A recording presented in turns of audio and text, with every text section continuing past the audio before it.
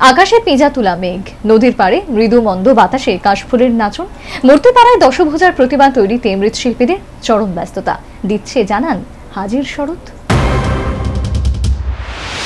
আকাশপানে যাচ্ছে ভেসে পিঁজা তুলা মেঘের দল, বৃষ্টি ছুঁয়ে স্নিগ্ধ আজি শান্ত স্নিগ্ধ ধরণী দল, মৃদুমন্দ বাতাস লেগে নদীর পাড়ে কাশের নাচন দিচ্ছে জানান উৎসব মুখর শরতের আগমন।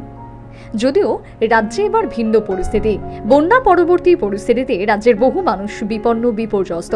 এরই মাঝে ঋতু তার সাবলীল ধারায় দুয়ারে হাজির, আকাশে তুলা পিঁজা মেঘের ঘনঘটা, এরই মাঝে বৃষ্টির পরশে শান্ত স্নিগ্ধ রূপময়ী ধরণী, নদীর পাড়ে মৃদু মন্দ বাতাসে লেগেছে দোলা কাশফুলে, শিশির ভেজা শিউলির গালিচায় মনোমুগ্ধকর পরিবেশ।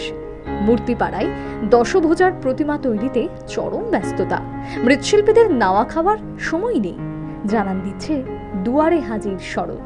এই শরতে প্রকৃতির নতুন সাজে সেজে ওঠার অনবদ্য অনুভূতি তুলে ধরলেন রাজ্যের বিশিষ্ট নাট্যকার অবসরপ্রাপ্ত শিক্ষক মনোরঞ্জন গোপ। একদিকে প্রকৃতি, অন্যদিকে মানুষ সাজু সাজু রবে মেতে ওঠে। এই কাশফুলের দোসর হিসাবে আমরা দেখতে পাই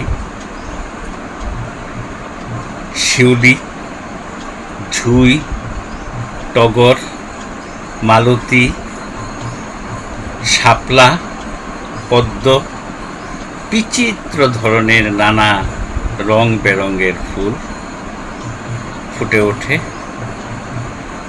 এই ফুলের সৌরভে, ফুলের মমগন্ধে প্রকৃতি যেন নূতন সাজে সেজে ওঠে। শরৎ আগমনের সাথে সাথে আকাশে বাতাসে ধ্বনিত হচ্ছে দেবী দুর্গার আগমনী সুর। শরৎ মানে উৎসব, শরৎ মানে নতুনত্ব, আর দুঃখ ব্যথা যন্ত্রণা ভুলে সাময়িক আনন্দে মেতে ওঠার অবকাশ। Bureau report, news vanguard.